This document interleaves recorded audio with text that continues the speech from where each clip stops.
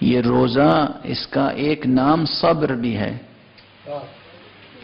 قرآنی نام روزے کا صبر بھی ہے۔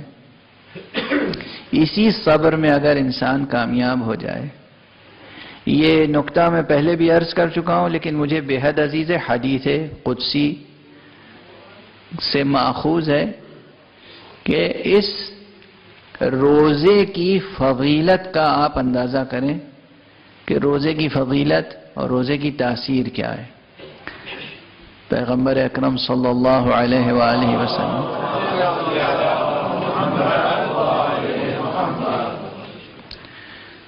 فرماتے ہیں کہ حق سبحانہ و تعالی نے فرمایا ہے کہ جو اس کی دو قرأتیں ہیں، جو قرأت عام طور پر اہل ظاہر پسند کرتے ہیں وہ پڑھ رہا ہوں۔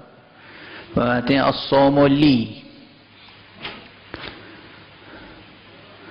روزہ میرے لیے،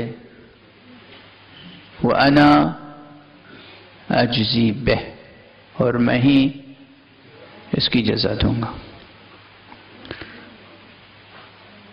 جو اہل معرفت ہیں وہ کہتے ہیں وَأَنَا أُجْزَى بِهِ، میں خود اس کی جزا ہوں۔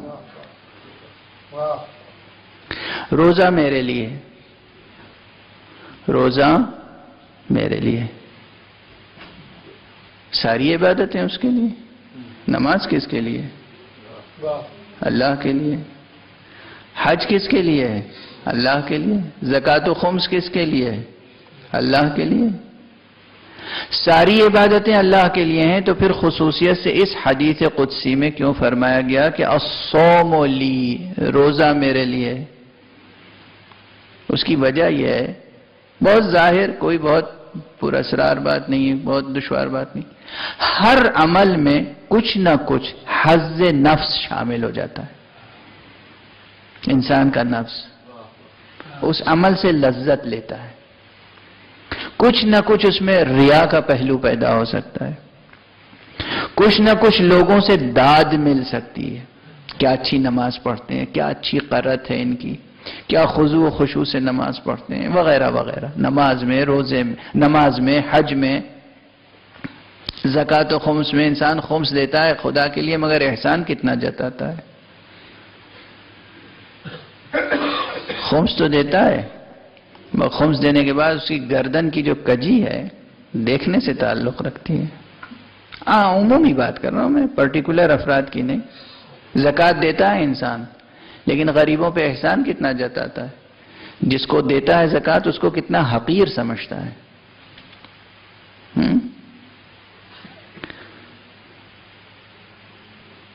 تو ہر عبادت اللہ کے لیے کرتا ہے، مگر اس میں کچھ حظ نفس شامل ہوتا ہے اور کچھ نہ کچھ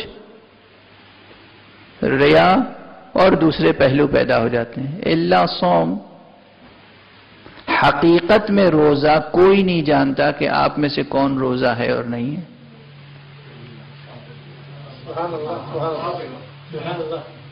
یا آپ جانتے ہیں یا خدا جانتا۔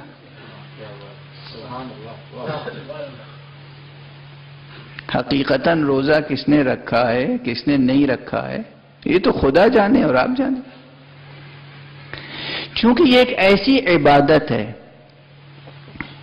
ایک تو یہ پہلو کہ یہ آپ کے اور خدا کے درمیان کا معاملہ ہے، فی الواقع کوئی گواہی نہیں دے سکتا۔ نماز گواہی دے سکتے ہیں، ہم نے دیکھا تھا نماز پڑھتے ہوئے۔ روزے پہ کون گواہی دے گا کہ ہم نے دیکھا تھا انہیں روزہ رکھتے ہوئے؟ کوئی نہیں گواہی دے سکتا۔ ایک یہ پہلو، دوسرے یہ پہلو کہ روزے میں کرنا کچھ نہیں ہے۔ نماز میں کچھ کرنا ہے، کھڑا ہونا ہے، پڑھنا ہے، جھکنا ہے، سجدہ کرنا ہے۔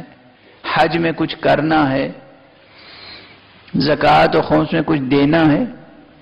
روزے میں کیا کرنا ہے؟ کچھ نہیں کرنا ہے۔ خداوند عالم کی خاطر جب کچھ نہ کرنے کا اتنا بڑا ثواب ہے تو اس کے لیے کچھ کرنے کا کیا ثواب ہوگا؟ یہ جملہ کئی بار کہہ چکا ہوں، آپ بھی کئی بار سبحان اللہ کر چکے ہیں۔ مگر یہ جملہ بار بار کہنے سے تعلق رکھتا ہے. کیا کرم الہی ہے، کیا لطف الہی ہے، کیا فیضان الہی ہے، کیا سخاوت ہے اس کی، کیا جود ہے اس کا، کیا عطا ہے اس کی. کچھ نہیں کرنا ہے، صرف یہ کرنا ہے کہ صبح سے شام تک نہیں کھانا ہے، نہیں پینا ہے. جن باتوں سے اس نے منع کر دیا ہے وہ باتیں نہیں کرنی ہے. کچھ خدا کے لیے کچھ نہ کرنا اتنا بڑا اجر رکھتا ہے کہ وہ کہتا ہے میں خود اس کی جزا ہوں. تو جب ہم اس کے لیے کچھ کریں گے تو کیسی جزا ہوگی. لیکن ہاں اس کے لیے جب کریں گے، جب اس کے لیے کریں گے تو اس میں نفس شامل نہ ہو، حظ نفس شامل نہ ہو، ریا کا کوئی پہلو شامل نہ ہو. اگر واقعاً اس صبر کے ساتھ ہم کچھ عبادت کر سکیں اور اس کے اسم، کسی ایک اسم کی بھی تجلی کے خواہاں ہوں، تو پھر دیکھیے کہ اس دنیا میں بھی کیا عظمتیں اللہ اپنے بندوں کو عطا فرماتا ہے.